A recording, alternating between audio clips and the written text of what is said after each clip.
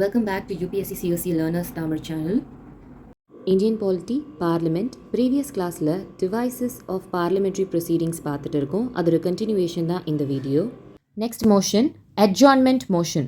Well, calling attention motion and adjournment motion வந்து கிட்டத்தட்ட ஒரே மாதிரி தான். It is of public importance.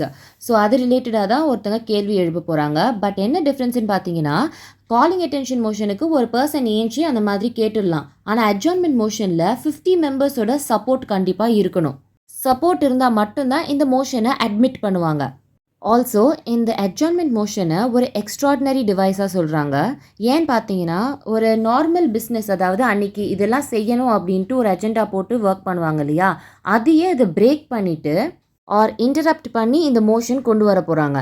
And இந்த மோஷனை ராஜ்யசபா யூஸ் பண்ண முடியாது. பிகாஸ் இந்த motion to blame the government, அதுதான் அதோட அல்டிமேட் கோல். இன்னொரு இம்பார்ட்டன்ட் பாயிண்ட் பார்த்தீங்கன்னா, இந்த அட்ஜார்ன்மெண்ட் மோஷனில் டிஸ்கஸ் பண்ணக்கூடிய மேட்டர்ஸ் பார்த்தோன்னா 2 hours 30 minutesக்கு குறையாமல் இருக்கக்கூடாது. விச் மீன்ஸ் மினிமம் அவர் பார்த்தீங்கன்னா 2 hours and 30 minutes. ஸோ இந்த மோஷனை நம்ம மேற்கொள்ளணுன்னாக்கா சில ரூல்ஸ் ரெஸ்ட்ரிக்ஷன்ஸ் இருக்குது. அதை இப்போ நம்ம பார்க்கலாம்.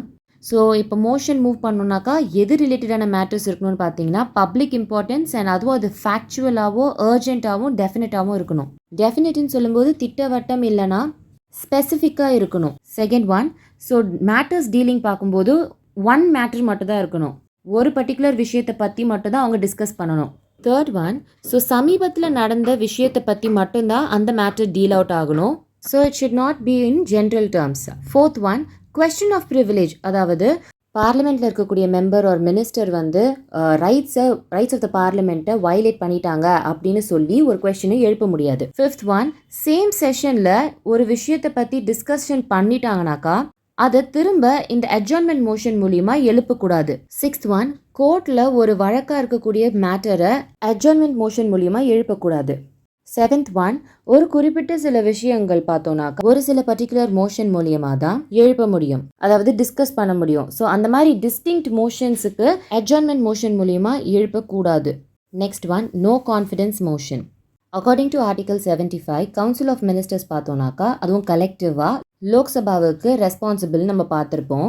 ஸோ இதுலேருந்து என்ன தெரியுதுன்னு பார்த்தீங்கன்னா, மினிஸ்ட்ரி வந்து லோக்சபாவில் எவ்வளோ கான்ஃபிடென்ஸ் மெயின்டைன் பண்ணுறாங்களோ, அதாவது மெஜாரிட்டி எவ்வளோ மெயின்டைன் பண்ணுறாங்களோ அது வரைக்கும் ஆஃபீஸில் அவங்கள தக்க வச்சுக்க முடியும். மோஸ்ட்டாக இந்த நோ கான்ஃபிடன்ஸ் மோஷன் பார்த்தீங்கன்னா அப்போசிஷன் பார்ட்டி மெம்பர்ஸ் தான், தட் இஸ் எம்பியாக இருக்கிறவங்க கவர்மெண்ட் ஆர் கேபினெட் மினிஸ்டர்ஸை அவங்களுடைய கான்ஃபிடென்ஸ், தட் இஸ் மெஜாரிட்டியை ப்ரூவ் பண்ணுறதுக்காக இந்த நோ கான்ஃபிடன்ஸ் மோஷனை மூவ் பண்ணுவாங்க. பட் இது மூவ் பண்ணுறதுக்கு முன்னாடி 50 மெம்பர்ஸ் கண்டிப்பாக இதுக்கு சப்போர்ட் பண்ணி ஆகணும். Next one, confidence motion. So அது பார்க்கறதுக்கு முன்னாடி ஃப்ராக்சர்ட் மேண்டேட்ஸ்னால் என்னென்னு பார்க்கலாம். வி நோ தட் மெஜாரிட்டி தான் வின்ஸ். ஸோ யார் அதிகமான சீட்டு, that is 50% plus seeds win பண்ணுறாங்களோ அவங்க தான் கவர்மெண்ட் ஃபார்ம் பண்ணுவாங்க. சப்போஸ் யாருமே அந்த 50% ப்ளஸ் சீட்ஸ் அக்வயர் பண்ணலனாக்கா, விச் மீன்ஸ் ஓட் வந்து ஃப்ராக்மெண்ட்ஸாக நிறைய பார்ட்டாக பிரிஞ்சிருக்கு. ஸோ யார் ஃபார்ம் பண்ணுவாங்கன்னு கூட தெரியாத நிலைமையில் இருக்கக்கூடிய சுச்சுவேஷன் நம்ம ஃப்ராக்சர் மேண்டேட்னு சொல்கிறோம். இதனால் வரக்கூடியது என்னென்னு பார்த்தீங்கன்னா, மைனாரிட்டி கவர்மெண்ட், ஹங் பார்லிமெண்ட், அப்புறம் கொலிஷன் கவர்மெண்ட்ஸ். அண்ட் இந்த மாதிரி எட்ஜ் ஆஃப் த நம்பரில் ஃபார்ம் ஆகி கவர்மெண்ட் ஃபார்ம் பண்ணுறவங்க நம்ம வாட்டர் தின் மெஜாரிட்டின்னு சொல்லுவோம். ஸோ இவங்களை பிரசிடெண்ட் கூப்பிட்டு அவங்க மெஜாரிட்டியை ப்ரூவ் பண்ணிக்க சொல்லுவாங்க. ஸோ அதுக்கு பேர் தான் மோஷன் ஆஃப் கான்ஃபிடென்ஸ். சப்போஸ் அதில் வின் பண்ணாங்கனாக்கா, அதாவது இவங்க கவர்மெண்ட் ஃபார்ம் ஆகட்டும் அப்படின்னு அங்கே மெஜாரிட்டி ரிசல்ட் கிடச்சிதுனாக்கா அவங்க ஃபார்ம் ஆவாங்க. இல்லைனாக்கா கவர்மெண்ட் டிக்ளைன் ஆன மாதிரி. ஏன்னு பார்த்தீங்கன்னா அவங்களே ரொம்ப பேராக வின் பண்ணியிருக்காங்க. சப்போஸ் கொலிஷன்னாக்கா அந்த கொலிஷன்லேயே சில பேர் பின் வாங்கிட்டாங்கனாக்கா, சில எம்பிஸ் பின் வாங்கிட்டாங்கனாக்கா அப்போ அவங்களால கவர்மெண்ட் ஃபார்ம் பண்ண முடியாது இல்லையா. ஸோ அதனால தான் இவங்க கான்ஃபிடன்ஸ் மோஷனை ப்ரூவ் பண்ண முடியலனா it results fall of the government. இப்போ நம்ம நோ கான்ஃபிடன்ஸ்க்கும் கான்ஃபிடன்ஸ் மோஷனுக்கும் இருக்கிற இம்பார்ட்டண்ட் டிஃப்ரென்ஸ் என்னன்னு பார்ப்போம். மோஷன் ஆஃப் கான்ஃபிடன்ஸில் மெம்பர் ஆஃப் த பார்லிமெண்ட் கவர்மெண்ட்டுக்கு சப்போர்ட் இருக்குது அப்படின்னு காட்டுறதுக்காக மோஷன் ஆஃப் கான்ஃபிடன்ஸ் எடுப்பாங்க. நோ கான்ஃபிடன்ஸ் மோஷனில் பார்த்தீங்கன்னாக்கா எம்பிஸ் கவர்மெண்ட்டுக்கு சப்போர்ட் பண்ணலை அப்படின்றதுக்காக எடுப்பாங்க. மோஸ்ட்டாக இது அப்போசிஷன் பார்ட்டிஸ் எடுப்பாங்க. நான் லெட்ஸ் சி சென்ஷர் மோஷன். ஸோ எதுக்காக இதை எடுக்கிறோன்ட்டு ரீசன் கொடுக்கணும். அண்ட் இது யார் எதிர்க்கிறதுக்குன்னு பார்த்தீங்கன்னா, இண்டிவிஜுவல் மினிஸ்டர் இல்லைனா குரூப் ஆஃப் மினிஸ்டர் இல்லைனா கவுன்சில் ஆஃப் மினிஸ்டர்ஸுக்கு எதிராக இந்த சென்ஷர் மோஷனை எழுப்பலாம். எதுக்காகன்னு பார்த்தீங்கன்னாக்கா அவங்க கொண்டு வந்த பாலிசி இல்லைன்னா அவங்களோட ஆக்ஷன்ஸ் ப்ளேம் பண்ணுறதுக்காக இந்த சென்ஷர் மோஷனை கொண்டு வரலாம். ஒன்ஸ் இந்த சென்ஷர் மோஷனை வந்து அடாப்ட் பண்ணிக்கிட்டாங்கனாக்கா அவங்க ரிசைன் பண்ணணும்னு அவசியம் கிடையாது. அப்போ என்ன ரிசல்ட் ஆகும்னு பார்த்தீங்கன்னா ஃப்யூச்சரில் அவங்களுக்கு கான்ஃபிடன்ஸ் இழக்கிறதுக்கு வாய்ப்பு இருக்குது. ஆல்சோ பப்ளிக் சப்போர்ட் அவங்க இழப்பாங்க, அதாவது that is that particular party. And பொதுமக்கள் அண்ட் மீடியாவில் இது ஒரு பேச்சு பொருளாக ஆக்கப்படும். பிகாஸ் அந்த கவுன்சில் ஆஃப் மினிஸ்டர்ஸோடைய ஆக்ஷன்ஸ் அண்ட் பாலிசிஸை பற்றி தானே விமர்சனம் மேற்கொள்கிறாங்க ஆர் ப்ளேம் பண்ணுறாங்க. அதனால இந்த சென்ஷர் மோஷன் ஒரு இம்பார்ட்டண்ட்டாக பார்க்கப்படுது. Next one, motion of thanks. So after each general election நடக்கக்கூடிய ஃபர்ஸ்ட் செஷன், ஆல்சோ ஒரு ஃபிஸ்கல் இயரில் வரக்கூடிய ஃபர்ஸ்ட் செஷனில் பிரசிடெண்ட் அட்ரஸ் பண்ணுவார் ஹவுஸ் ஆஃப் த பார்லிமெண்ட்டை. ஸோ எதை பற்றி பிரசிடெண்ட் பேச போகிறாருன்னு பார்த்தீங்கன்னாக்கா கவர்மெண்ட் இனி வரக்கூடிய நாட்களில் என்ன மாதிரியான பாலிசிஸ் அண்ட் ப்ரோக்ராம்ஸ் கொண்டு வர போகிறாங்க, அண்ட் ஆல்சோ இதுக்கு முன்னாடி என்ன மாதிரியான பாலிசிஸ் அண்ட் ப்ரோக்ராம்ஸ் இருந்தது அதை பற்றி எல்லாமே சொல்லுவார். அண்ட் இந்த மாதிரியான act, that is motion of தேங்க்ஸில் பிரசிடெண்ட் எப்படி உரையாற்றுறாரோ அதை நம்ம பிரிட்டனில் என்னன்னு சொல்கிறாங்கனாக்கா ஸ்பீச் ஃப்ரம் த த்ரோன் அப்படின்னு அழைக்கிறாங்க. அண்ட் அவர் பேசினதை ஹவுஸ் டிஸ்கஸ் பண்ணோம். And it is also subject to voting. Suppose ஓட்டிங்கில் தோத்துடுச்சுனாக்கா, தட் இஸ் மெஜாரிட்டி பெறலைனாக்கா, அது எந்த அளவுக்கு சமோன்னு பார்த்தீங்கன்னாக்கா அரசாங்கம் வீழ்த்தப்பட்டது, that is defeat of the government அப்படின்னு சொல்கிறாங்க.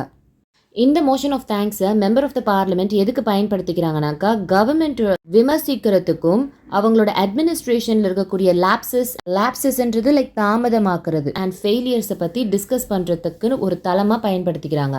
Next one, no day yet named motion. So இந்த மோஷன் யார் கொண்டு வராங்கன்னு பார்த்தீங்கன்னா MP and it is admitted by speaker.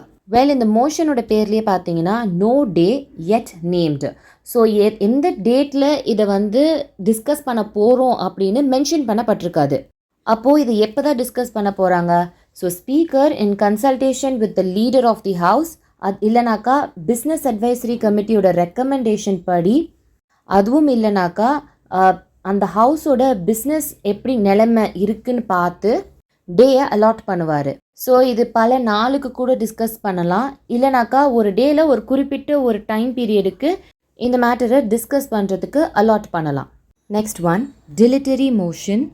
Well, டிலிட்டரின்றது டிலே. ஸோ எதை டிலே பண்ணுறாங்கன்னு பார்ப்போம். இப்போ ஒரு பில், மோஷன் ஆர் ரெசல்யூஷனை டிபேட் பண்ணுறதுக்கு தள்ளி போடுறதுக்காக பயன்படுத்தக்கூடிய ஒரு மோஷன் தான் டிலிட்டரி மோஷன். அண்ட் வேறு ஒரு ஆங்கிளில் பார்த்தோன்னாக்கா ஹவுஸோட பிஸ்னஸ் ப்ரோக்ரஸை குறைக்கிறதுக்காகவோ இல்லைனா டிலே பண்ணுறதுக்காகவோ இதை பயன்படுத்துவாங்க.